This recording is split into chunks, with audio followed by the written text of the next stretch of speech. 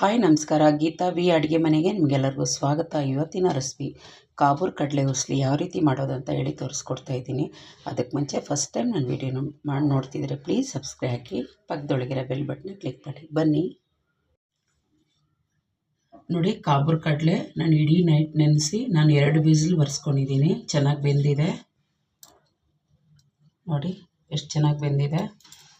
ಆಮೇಲೆ ಒಂದು ಬಟ್ಲು ತೆಂಗಿನ ತುರಿ, ಸ್ವಲ್ಪ ಬೇಡಿಗೆ ಮೆಣಸು, ಒಣಮೆಣಸು, ಅರಿಶಿಣ, ಉಪ್ಪು, ಕರಿಬೇವು, ಒಂದು ಈರುಳ್ಳಿ ಈ ರೀತಿ ಕಟ್ ಮಾಡ್ಕೊಂಡಿದ್ದೆ, ಸ್ವಲ್ಪ ಜೀರಿಗೆ, ಉದ್ದಿನಬೇಳೆ, ಕಡಲೆಬೇಳೆ, ಸಾಸಿವೆ, ಹಸಿಮೆಣಸಿನ್ಕಾಯಿ, ಕೊತ್ತಂಬರಿ.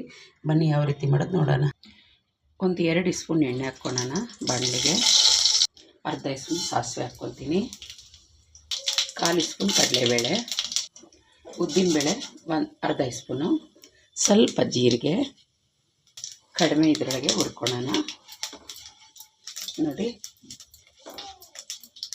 ಆಯಿತು. ಒಣಮೆಣ್ಸಿನ್ಕಾಯಿ ಹಾಕ್ಕೊತೀನಿ, ಸ್ವಲ್ಪ ಕರಿಬೇವು ಹಾಕ್ಕೊತೀನಿ, ಹಸಿಮೆಣಸಿನ್ಕಾಯಿ ಹಾಕ್ಕೊತೀನಿ, ಈರುಳ್ಳಿ ಹಾಕ್ಕೊತೀನಿ. ಡಯಟ್ ಮಾಡೋರು ಇದು ಉಸ್ಲಿನ ಮಾಡ್ಕೊಂಡು ತಿನ್ಬೋದು, ಮತ್ತು ದೇವ್ರ ಪ್ರಸಾದಕ್ಕೂ ಬಳಸ್ಬೋದು. ಕೆಲವರಿಗೆ ಗ್ಯಾಸ್ಟ್ರಿಕ್ ಅಂತ ತಿನ್ನಲ್ಲ, ಕೆಲವರು ಬೇಡ ಅಂತಾರೆ.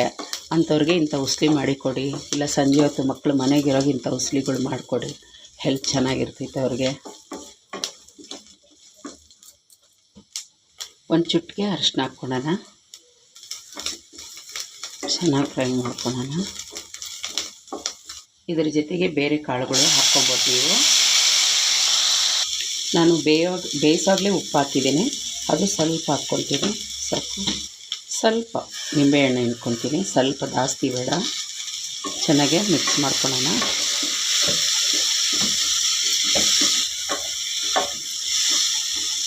ಈಗ ನಾವು ತುರಿದಿಟ್ಟಿರೋ ಕಾಯಿನ ಹಾಕ್ಕೊಂಡ್ಬಿಡೋಣ, ಸ್ವಲ್ಪ ಕೊತ್ತಂಬರಿ ಸೊಪ್ಪು ಮಿಕ್ಸ್ ಮಾಡ್ಕೊಳ್ಳೋಣ.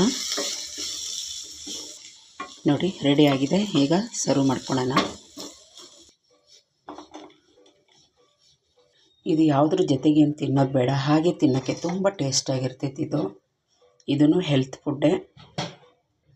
ನೋಡಿದ್ರಲ್ಲ ಕಾಬೂರ್ ಕಡಲೆ ಉಸ್ಲಿ ಯಾವ ರೀತಿ ಮಾಡೋದು, ನಿಜವಾಗಿ ಹೇಳ್ತೀನಿ ತುಂಬ ಟೇಸ್ಟಾಗಿರ್ತೈತೆ. ಒಮ್ಮೆ ಮಾಡಿ ನೋಡಿ, ನಿಮಗೆ ಖಂಡಿತ ಇಷ್ಟ ಆಗ್ತೈತಿ. ಇಷ್ಟ ಆಯ್ತು ಪ್ಲೀಸ್ ಒಂದು ಲೈಕ್ ಕೊಡಿ, ಸಬ್ಸ್ಕ್ರೈಬ್ ಆಗಿ, ಪಕ್ಕದೊಳಗಿರೋ ಬೆಲ್ ಬಟನ್ನ ಕ್ಲಿಕ್ ಮಾಡಿ. ಥ್ಯಾಂಕ್ ಯು ನನ್ನ ವೀಡಿಯೋ ನೋಡೋದಕ್ಕಾಗಿ. ಬಾಯ್.